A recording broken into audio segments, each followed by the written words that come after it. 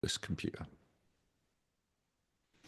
Hello, everybody, and welcome to our training course today, our little webinar that we've put together for you, all about training. And the reason we've done this is because, as Marianne will explain in a minute or two, last year she was called a qualification snob on LinkedIn because she asked the question of somebody, have you got a training qualification? Which is a perfectly reasonable question to ask.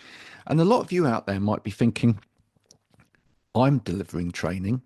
I haven't actually got any qualifications in training, but I don't know what's available. I don't know what route I can take. And it's quite a minefield because there seems to be all of these different options available to different people in terms of CPD, and this qualification, that qualification. So we thought we'd unpack it all for you, and then you'll have a much better idea about what routes you can take, what they might be able to open up for you, and what they won't give you as well. So I'm going to just sit back and let Marianne speak. Marianne will introduce herself as well. But I hope you enjoy this. And if you want to know more after watching this today about how you can progress your training in training to the next stage, please do get in touch. We will have the links, obviously, to allow you to do that all around this presentation. So enjoy. If you've got any questions, whatever platform you're watching this on, do ask questions, and we will get back to you as well. But for now, Levels of Learning, a guide to training and qualifications with Marianne Mills. Marianne, take it away. Hello. Yes, this came about because I've got a lot of experience in a lot of different sectors, and there seems to be quite a lot of um, lack of understanding, not knowing, not wanting to know, maybe some ignorance in there somewhere as well. But I think a lot of it is people just don't know what they should know. So what I've done is put something together, and although I do have I offer qualifications. I try to do it so it's non-biased because there are reasons why some people might not want to, and that's fine as well. So I'm just going to unpack it all. It's a bit of a whistle-stop tour.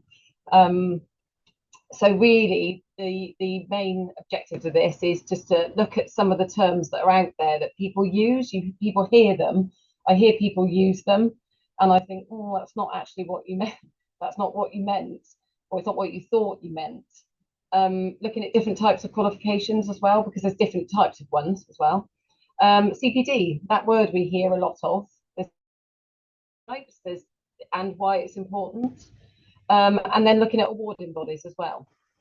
And also, it's really, really important at the end is looking at how you choose the right qualification, if it's a qualification you want, your training provider. I had a conversation with someone yesterday how they picked who they'd chosen, and it wasn't actually the learner. So yeah, I'm Marianne, patient snob. Last year, my background is actually in care. That's where I first started life, sort of working in care, and I struggled at school. I probably think you want to say that I struggled at school. I failed two of my A levels. Didn't really know what was going on. I did my GCSEs. I did okay. I did my A levels. Didn't really get what was going on a lot of the time. And then I sort of eventually went to uni. Didn't really like it. Didn't really know what was going on most of the time. Um, and got my degree. I threatened to leave a few times. And then I worked a lot, worked in the care sector. And then I was asked if I wanted to deliver some training for a company. And I thought, that's fine, but I don't really know what I'm doing. I know my stuff, but I don't know what I'm doing. So I opted to do a PGCE, which is a postgraduate certificate in education. So I did that because I wanted to train carers, but I wanted to know that I was doing it right. So I did that.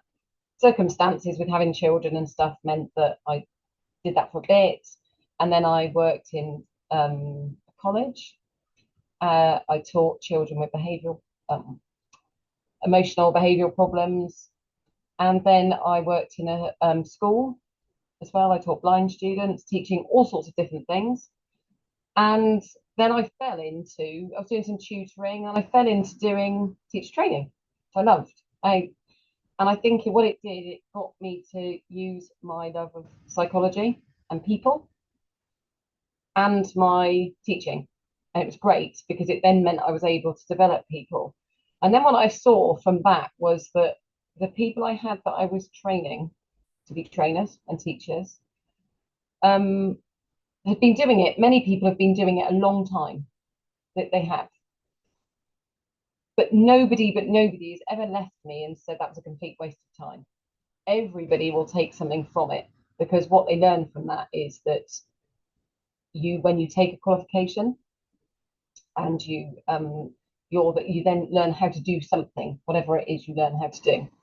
So, and as you introduced at the beginning, I had asked somebody that is a trainer, they've got a training business, they charge a fair amount of money, a lot more than I charge.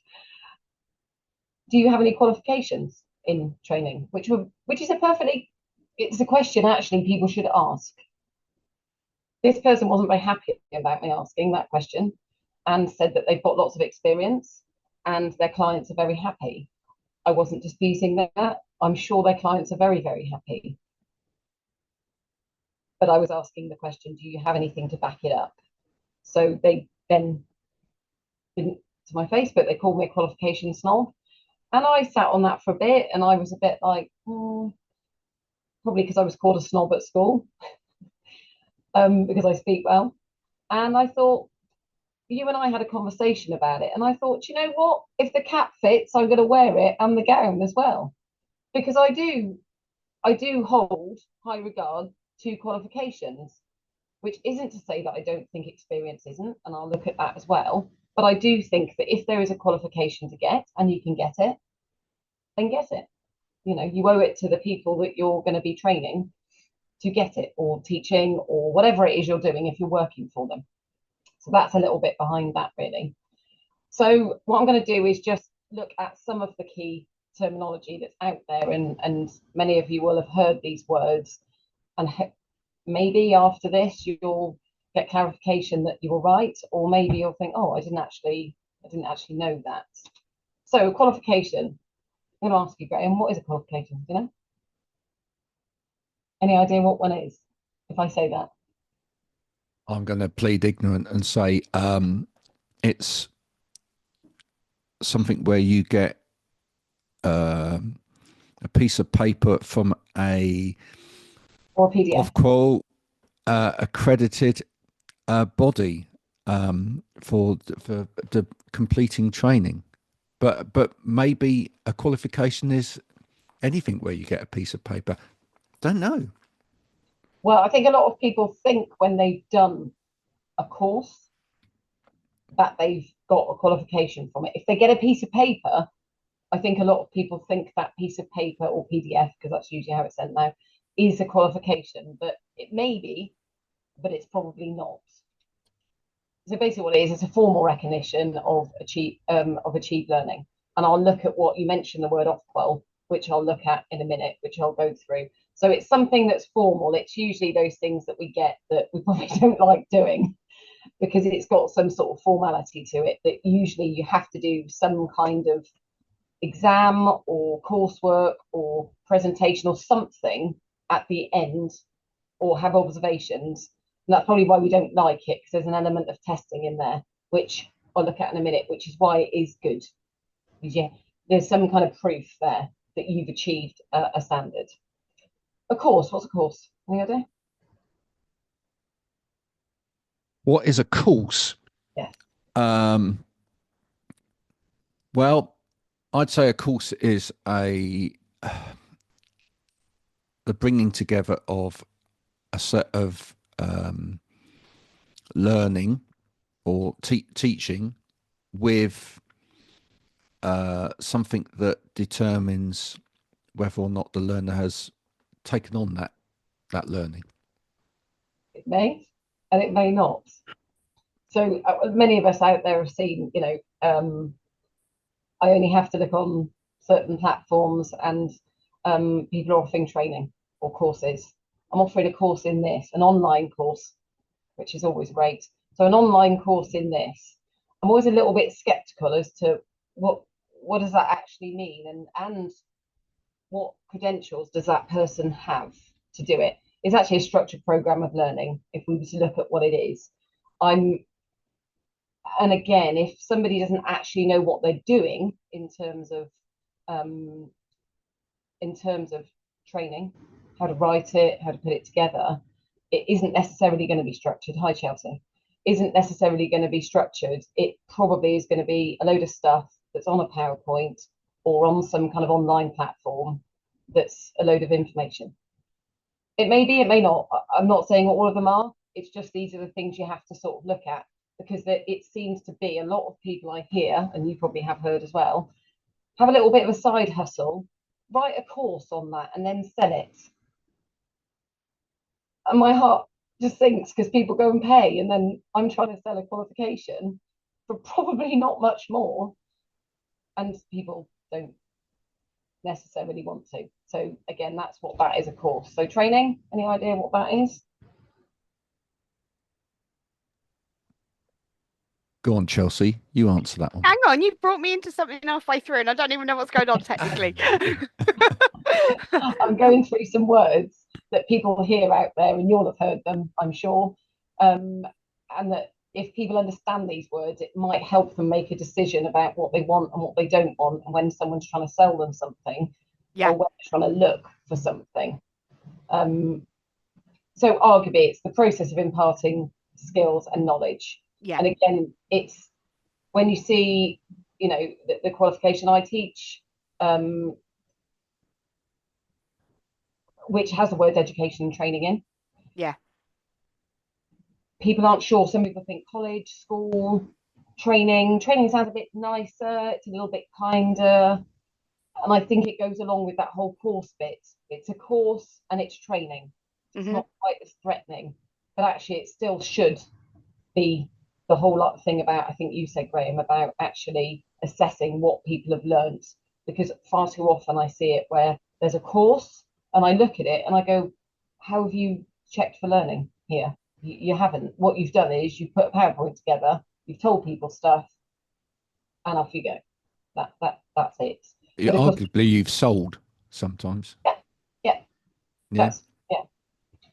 CPD, again, that's a word we hear around. So continual professional development. Again, I'm going to go through what that is in a minute. Awarding body. We know of some of them. Again, I'll go through them. So they're the organisation that sets the standards for a qualification. So, and this is why, again, I offer a qualification and I'm with an awarding body, and I'll look at. Yeah, people get confused about accredited and awarded. Yes, accredited, awarded. And accredited could be, oh, I've accredited that, but awarding means it's a proper recognised qualification, isn't it? I've written I'm going to call it a program because it's a program I've written. I could call it a course. It's not a qualification. I'm not allowed to, because I've actually got it. It used to be called endorsed with an awarding body. So what they were saying was it wasn't a qualification. I haven't gone through that process yet. Yeah. But it's still, so it used to be endorsed, but the awarding bodies have changed it now to say that it's accredited with them, because I think what was happening was there was a lot of confusion because people were going for CPD accredited instead of awarding body accredited. And I'll look at how, what the difference is. I sometimes see when people say, oh, it's CPD accredited. It's like, yeah, so it's not worth the paper it's written on, probably. Exactly. And it's frustrating when it's fine if that's what, and the reason wanted to put this together was because I hear people assuming that what they've been told is right. And it isn't necessarily that they've been told something is wrong, but I would say that sometimes people aren't fully transparent when they're selling. And their terminology is very confusing for anybody outside of our industry. Let's be fair, Marianne. If you wouldn't know, you wouldn't know. And I'm completely transparent about what I offer, because I'm not going to lie to somebody. Yeah. If you want this, that's fine. I can offer you that. But if you want this, then this is what you're going to get. So, that's awarding bodies. And yes, they're not without fault, and we look at those as well. Then we've got, I don't know, I've put that twice there. Then we've got accredited. So as you said, what does accredited mean for either of you two? It What means do you- somebody went, oh, that's all right then. That'll tick a box. Personally, Somebody's been paid. not necessarily. Somebody is boosting up their ego when they may not have an ego. Oh, that's true. Yeah. I thought you were saying I was being paying you. So yeah, you see it, don't you? It could Yeah, be accredited to you know, so and so in Fairyland or something. And totally. arguably you're not lying there. No. I could have somebody that says that you could have the word endorsed. I haven't had that on here as well, but you could have the word endorsed. Again, endorsed is just saying that I'm By saying who? that My the big exactly, the toenail on my big toe. What? Who was exactly, endorsed it? Yeah, yeah. exactly. And as you said, when you start looking underneath it all, it could be that I say that a company up the road has endorsed it. That's great, and that's great. But actually, it could be that I'm being paid to get them to endorse it. But it Yeah, could also be that what I've done for them fits them. So of course they're going to endorse it because it was great for them, but that yeah, doesn't say that it's going to be great for someone else. So so it's endorsed by a recognised body, so such as Ofqual.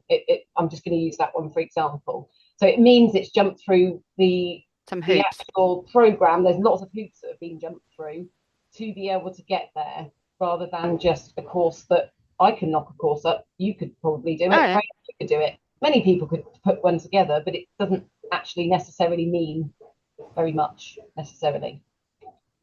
Then we've got IQA, so internal quality assurance. So that's the internal bit of checking a training provider. So I've got my own set. So I'm 2M training. I offer Ofqual accredited qualifications. That then means that I have to be. I'm going to put the other one up as well here because it makes sense. Thank you. So you've got. I'm with Highfield. That's who I've chosen that I have. Yeah, I use as my awarding body. There's lots yeah, of different ones out there which I look at. I've chosen them because I've been teaching for somebody else that used it. That was really why. yeah, And there's lots of different reasons why people may want to use them. So, but what it actually means then is that I have to adhere to lots of different hoops. So from setting up, lots of things I had to go through, from providing policies about what I would do, what I don't do, who works for me. have to be insured. Sorry. Have to be insured. Yeah, all the insurance. And then, so that's before I've even done anything else. Then we've got, okay, what qualifications am I going to offer? So it could be that there's lots of ones that I offer that I don't teach, that somebody else might teach for me. I then would have to prove that they've got the qualifications that they need to. So then when I've decided, okay, so I offer the AET, so the Award in Education and Training. That's only the beginning of it. So when people say to me, you're not working, I go, yeah, I'm working. I'm just in my office doing a lot of the stuff that nobody actually sees. So and Graham sees it, from doing a PowerPoint Mm-hmm. that covers all of the criteria that it needs to, then any of the associated stuff, whether it be a workbook or anything else, I have to show my internal quality assurer, so somebody I pay to check to make sure that I'm adhering to the standards that Highfield have set. Yeah, So that would be that every single course that I put on, so when I first started out, every single person I had to pay for their qualification to be checked. That's quite an expensive outlay. yeah, So when I see people not charging very much money, it makes me quite skeptical as to, just I had this conversation with somebody yesterday and I said, I can't possibly see how they're charging that, quite yeah, frankly, if they're doing it correctly. So yeah. when I first started, I did a year like that. Then when I had my EQA, which is my external quality assurance, at the end of the year, and I've got mine soon, but the end of the year is January, they will randomly pick X amount of my learners, and they will go through that marking. They will also check to see, because my IQA will be checking to make sure that his checking is okay. Everyone's checking. And then when everything's okay with that, they might suggest that I change things, like when I do my marking, if somebody has to change something, or they haven't met the criteria, I put it in red. I quite like doing that, and then green if they've met it, because visually it works for me, and I think it works for people. So Yeah. they say they like that or they don't like it. Once I've passed that, the following year we went on to 3/4 got checked. Then when I passed that, a half got checked, and now I'm on a quarter.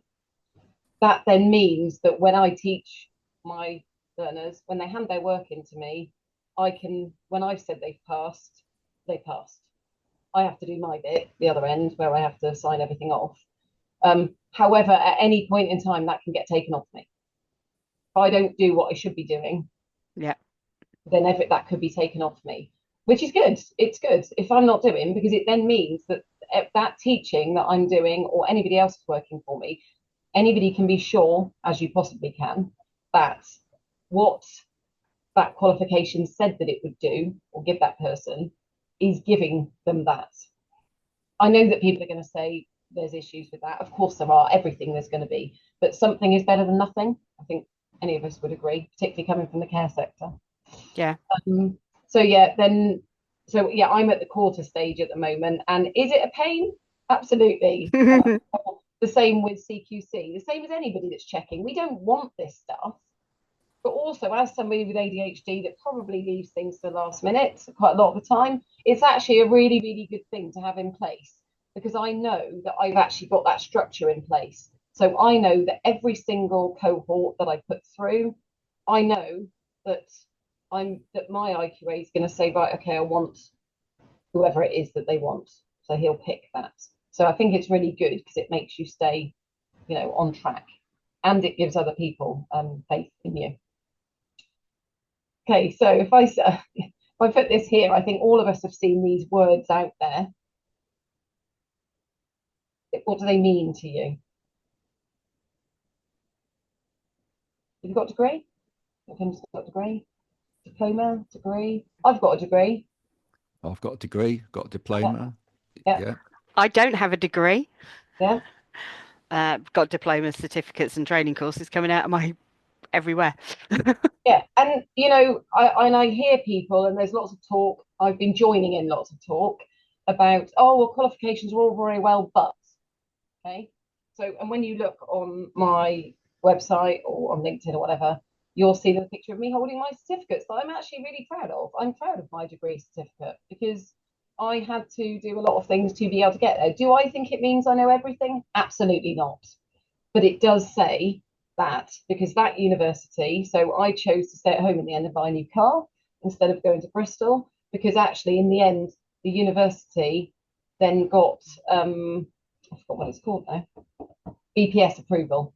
So the British Psychological Society, they then put their stamp on that course to say it meets the standard that we have said.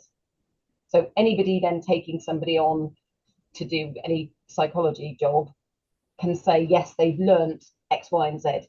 They don't know everything, but they know, they know that. So yeah, when I hear people say qualifications aren't worth it, I'm like, that's not actually true. Not worth it. It doesn't take away experience, but it shows a grounding. So if I'm teaching psychology, pretty good that I've got a degree because I kind of know what I'm talking about there. Then you've got diplomas. So they tend to be, colleges offer them. However, I have seen online courses calling themselves diplomas as well. So they call themselves a diploma, but it isn't a diploma that's a qualification, which nobody would know. If somebody sees diploma, they think, oh, that's like you do at college, isn't it? Yeah, and that's a good. Sorry, Maria. That is where we have a downfall in the care sector, because people go and do their diplomas online, and they're not the same as a level 3 RQFs and things like that, and they don't realise that they're not a full qualification because there's no observation involved with them. Yeah, it's just they've ticked. They've done the theory, but not the observational side. Exactly. Yeah. Thank you for that. And then you've got certification courses, again, certificated by who? Could be whoever. And then you've got training courses as well, which we see out there. So just in there's quite a lot of confusion. Well, I say confusion, people don't actually know that it's confusion until it's too late, because they've paid their £16 to do a diploma, only to realise afterwards that that diploma isn't going to do what they want it to do. So they probably put a lot of hard work in, but didn't do what they needed it to. Okay, we've got qualifications. So you've got vocational ones, so like MVQs and diplomas. So they are qualifications. So they actually are. So like my son's at college at the moment doing a BTEC in music, not performance, the other one, music. Oh gosh, what's it called? Music. Was he doing recording and stuff like that? He's doing recording and stuff. Mm. Because you get music performance and music, whatever it is. Production. That's the word, yeah. So he's doing that. So that will give him a qualification. So he could have done, if he hadn't got what he needed, he could have done a level 2. But because he jumped through enough hoops in his exams, he was able to do level 3, which then means that if he then was going to go for a job and somebody was asking because they want to know they've done X, Y, and Z, he can go, yeah, I've done the level 3.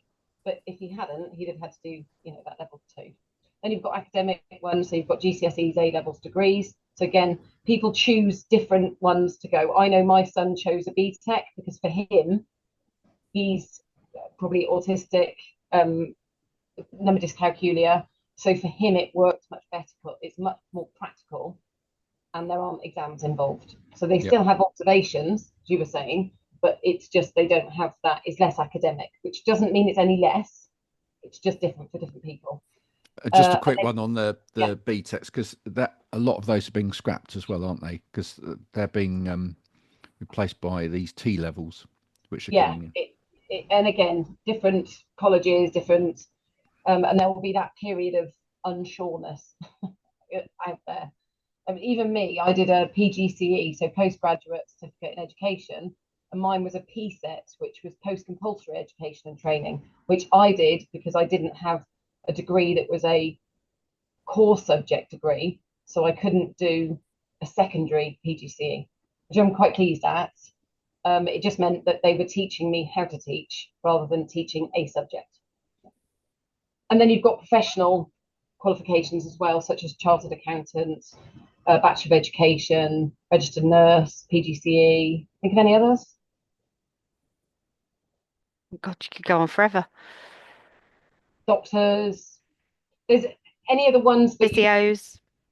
So any of those ones that you have to have. So that profession has got qualifications that are pertinent to that sector. That sector, that role or whatever. So so I think it's quite good there to see those different ones there. Just a piece, Marianne. Where you've got vocational, should you also put RQFs so people actually understand that they're currently RQFs? Or what level they're at? Yeah, for the vocational ones, because that's the thing is because they get called RQFs now, don't they? Rather than MVQs, and we need to start changing people's way of talking sometimes so they understand RQFs are real and the MVQs are slowly have gone to some extent. Yeah, and it's a really tricky one because it's a bit the same as with the teaching qualifications. So you've got people that may once have done the petals. Yeah, that was my route in. Then you've got the petals, and then I always have to put that in brackets because managers maybe that are looking will go, well, I don't know what that AET is. So it's a bit of a pain because then you also get people from years and years ago that might have done I've forgotten what the other one. A1s and 303, 301. Yeah. Before you know it, you've got an essay, and it's difficult, as you say. It's difficult to sort of. But yeah, so I think one of the problems I hear a lot is people go, I haven't got an MVQ, it's an RQF. No, it's the same thing. It's exactly the same thing. And managers will go, that's not an MVQ. It's like they don't exist like that. They're RQFs now. They're not MVQs anymore. And so the RQF is the regulated qualification framework. Yeah. That. So when my son said to me, he said, "Oh, my friends are doing A levels. Does that mean they're better than me?" And I said, "It's not about better anyway." I said, "You're doing a BTEC, which is a level 3 RQF. They are doing an A level, which is a level 3 RQF. It's just a different route into it." Yeah, it's like a lot of the problem comes because training providers, I think, don't actually explain to people. Yeah, it's like explaining that when you do a level 3 diploma, it's the equivalent of a couple of A levels. Yes. People think that because I've only got a diploma, I'm not academic. Well, you are. You've got the equivalent of 2 A levels that somebody else has done in a college, It school, is, and, wherever. and with that, I often find people come onto their AET, so award in education and training. Yeah, I used to teach it over 12 weeks at a college in the yeah, evening. Now we're down to 3 days. Do I want to teach it in that? No, not at all. no, I'd rather do it longer. Will people pay? Generally not, because they can see that you can get it. Do I get everything in I need to? Absolutely. Otherwise, I wouldn't do it. Do you get more than you need? Absolutely. I teach people what they have to tick the boxes, but I also teach them what they need in order to be able to do that role, yeah, because it's what, because it's what I do. So yeah, what I do find frustrating though is because it's a race to the bottom to do things quickly, to get it done quickly. When people say to me, how long does it take to do the assignments? Some people I know are saying, how quickly can I get it done? yeah. And I say to them, I change my answer accordingly. Some people say, I'm really overwhelmed with this, I can't do it. To which I say to them, just break it down. You do know the answers. The other people, I say to them, this is worth the equivalent of an A level. You shouldn't be able to do it in 5 minutes. Yeah. And that's my concern over what's happened now, is that because people aren't paying much and because you can do it online, which I don't agree that you should be taught by a piece of paper or some text how to teach, Oh that God, no. that and I do try and make people aware that if you're doing this because you want to tick a box, that's fine, but it's not going to teach you how to do the actual role. Yeah. Dependent, whatever, to me, irrespective of whatever the qualification is you're doing, particularly if you're doing a professional qualification, particularly like teaching or physio or nursing, you're actually learning how to do that. So it's not, I did a psychology degree. Arguably, it was just academic. They've changed it quite a lot now, so you do have to do placement. That was many moons ago. But they've done that so that actually when people get accepted on to when they're going to do a job or whatever afterwards, they actually can be sure that that person's had placement experience and they've had observations and that kind of stuff. So yeah, it is quite frustrating really, because I feel like a lot of the time qualifications now are losing their meaning and their Yeah. value. Their Yeah. value. It's a bit like when I started many years ago, I went the petals route to come into training and teaching. And then the petals got thrown everywhere to anybody and anybody who wanted it. And it almost dilutes the Totally. piece of it. Totally. I mean, I won't give up doing it. Well, no, because it's still needed and it No, I needs mean, to I be done could. in that Yeah. way. I mean, if I wanted to make more money, I wouldn't be doing it, to be quite Yeah. honest, because Graham knows it's been a long, hard slog, because not only have I got to try and get people to see it's what they need, Yeah. which is a hard task in itself, because people go, well, anybody can do training.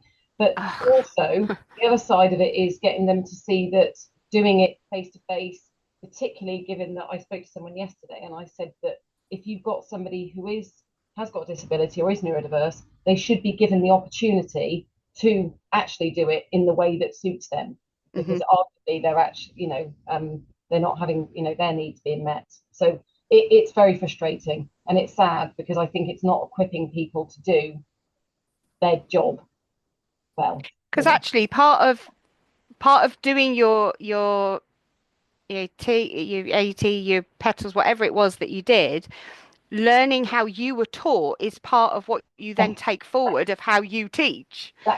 Exactly. And that's what the feedback I get from people is, that they watch me, or they'll say, I saw how you did that. Or I actually, when I'm teaching, I'll go, do you remember yesterday when I did this? Actually, I was falling apart inside when that was happening, but you didn't realize, because I actually know how to deal with the situation, or this had happened, or this slide hadn't come up, or something. Yeah. No, I didn't realize. And Or I I've said, lost the room and they're bored, so I swap it around and change it up because I've yeah, got everybody who's not this. exactly. They're So all yeah, kinesthetic and they started fiddling with things. yeah, exactly. So there's more to it than people realize. Yeah. So then you've got Ofqual. So that's Office of Qualifications and Examination Regulations.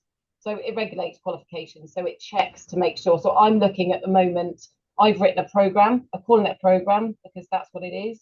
I'm not allowed to call it qualification, but I want to get it made into a qualification, because I want it to be something that sectors will go to choose for people, because I know that for many people, the CET, which is level 4, doesn't actually do what it needs to for people. It's very academic. It doesn't actually suit trainers. So when people say, what shall I do? I don't want to say to them, do that, because it's not the right thing. So I've actually gone through that whole thing of, I've written something, I've written a program, I want to get it Ofqual accredited, but to do that, I'd have to hand it over to an awarding body. So I'm actually going to become an awarding body, hopefully, because that's what I want to, because I want to do that. Overseas exams and assessments, so whether it's schools, colleges, anything that calls itself a qualification will have gone through lots of things to check to make sure, does the sector need it? Does it do what it should? Is it fit for purpose?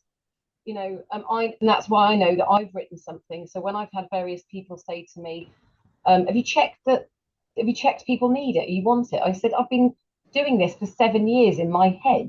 I've been doing that research in my head when I've been teaching. So I absolutely know that it's needed and that what I've written is fit for purpose, but it will take somebody to check that then. But and that's it. It maintains public confidence. So when you see that people are just firing out courses and training, when you've got this office that checks things, people can be sure as they possibly can, because like everything, who knows, but you can be sure as possible that those checks have been made, and people can be sure that if you do a qualification in one part of the country and you do it with that awarding body, you could do it with another awarding body and it should be to a degree the same standard.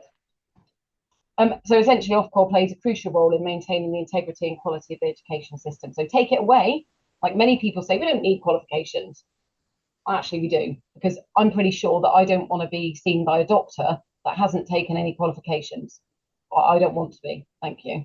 So and you've got awarding bodies. So these are organisations responsible for developing and awarding qualifications. So these are just some of them. There's lots more out there. I haven't got much space on here. And their key roles, so they set the standards for qualifications. So they're the ones that then have those qualifications that I talked about. They then have them for people like me to then deliver.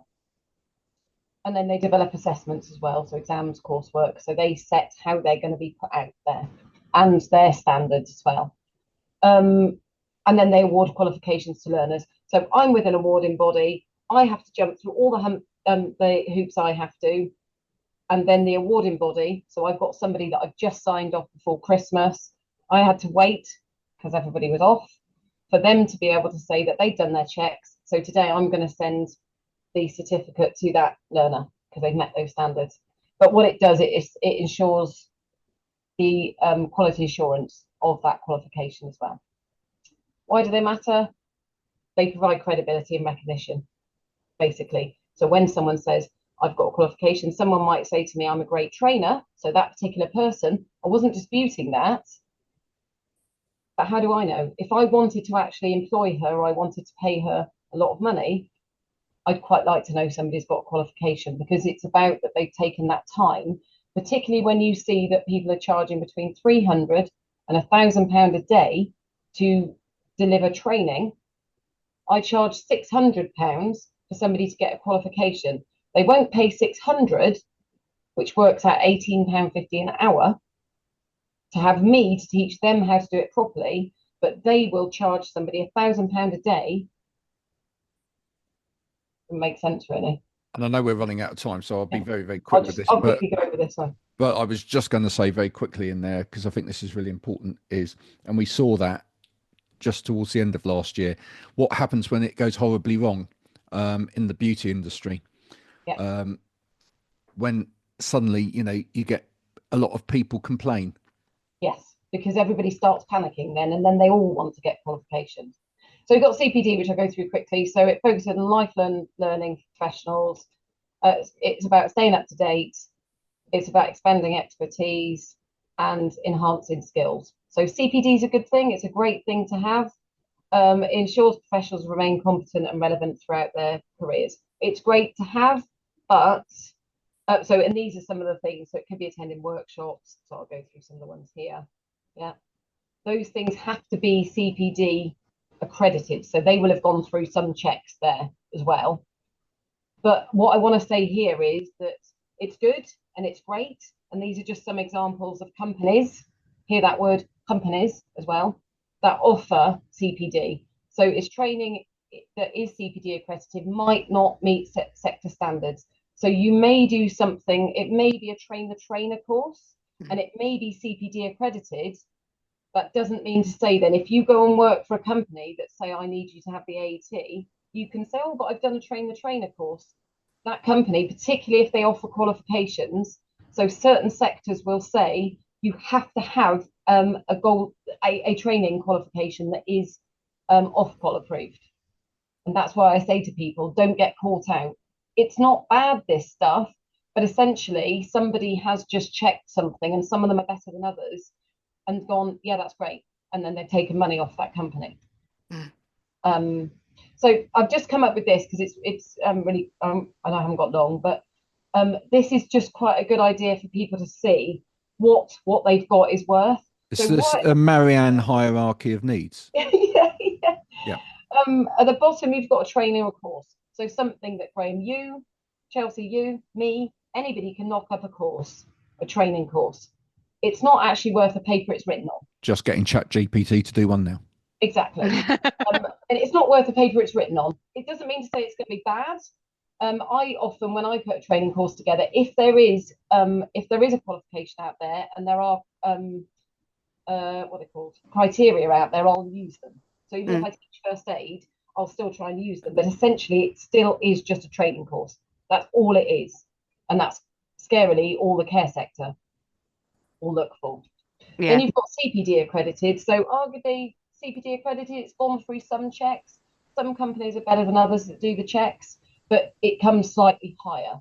I didn't opt for that for the course I did, because I opted for awarding body accredited, because I wanted as well that what I was teaching, I wanted it to sit nicely above the qualification I teach and within.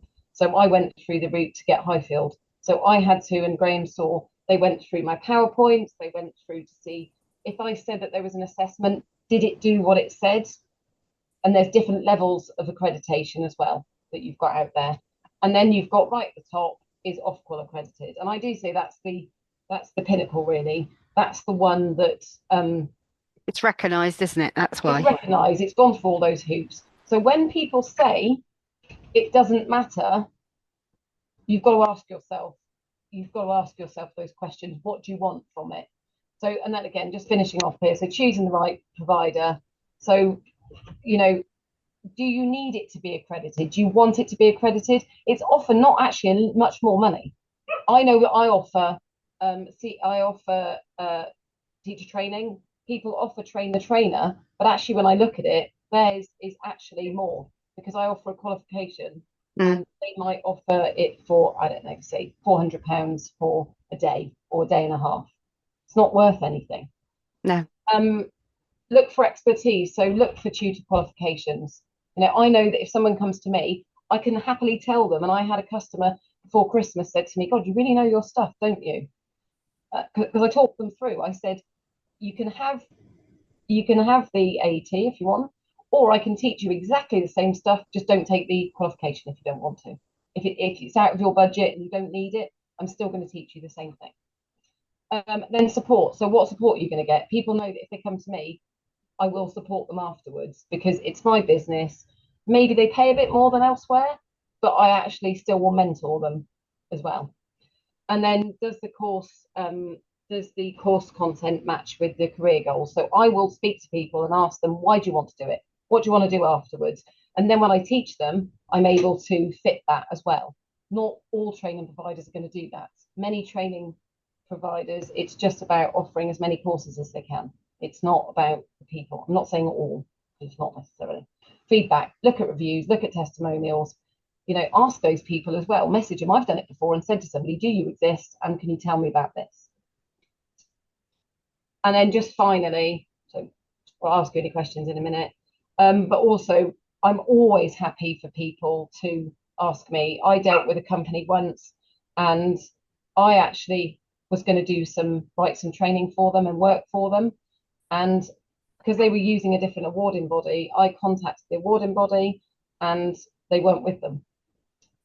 Uh, I don't know what happened in there, but I wasn't actually doing my due diligence at this point. But I would always say to people, ask questions. If you're in any doubt, contact the awarding body and say to them, is this company registered with you? Because anybody knows that anybody can doctor anything now. But I know that you could, Chelsea, ring Highfield right now and say, is 2M training registered with you? And they'll tell you. This is something really important because we're going to see more and more cracking down on that in 2025. I spoke, even speaking to the CPD group. The CPD group themselves said that there's now a body that's policing CPD, full stop, and they're taking more and more people to court on a daily basis. But I think we'll see more people actually being prosecuted in 2025, because what they're delivering, they say it's either accredited by this or awarded by this, and then it's not. And I think that's the thing, is that someone might say it's a diploma level 4, and people will hear, as you said, that they'll think RQF level 4, gosh, that's above an A level. No, it's not. When you look at it, it's CPD accredited, and you're allowed to call it anything then. And that's why, arguably, I've shot myself in the foot slightly, because I've got to call it a program, and I wasn't allowed to use the word award. I wasn't allowed to use lots of words I couldn't use. And so people might opt for somebody else, but I know that I've told the truth there and I've been transparent. But nobody can be under any illusion. They see it's not a qualification, it's a program. And they're not going to be able to use that for anything else afterward, hence me looking to make it into a qualification. So, any other questions there? It's a bit of a whistle stop tour, and I've tried not to be too biased. I don't think it's not about saying that qualifications are everything. I would say it's about qualifications and experience being the thing that I dealt with a customer recently, and they said, they obviously knew me, but they said if I hadn't known you and I knew what you've done, the first thing I'd be looking for is, have you got what credentials have you got? So what qualifications have you got? Then I'll look at your experience and who you've worked with, and all of that will be, the experience is the icing on the cake. Absolutely. I think what we'll do at this point there is say thank you very much if you've been watching. If you want more information, do get in touch. You can either contact Marianne by email. Emails on the screen there, hello@2mtraining.co.uk. Visit the website 2mtraining.co.uk, or just leave us a DM in whichever platform you're watching this in. Thank you very much, Marianne, for doing that today. Thank you, Chelsea, for turning up and asking some very pertinent questions as well. We'll be back soon with more of interesting webinars in the near future. But until then, bye for now.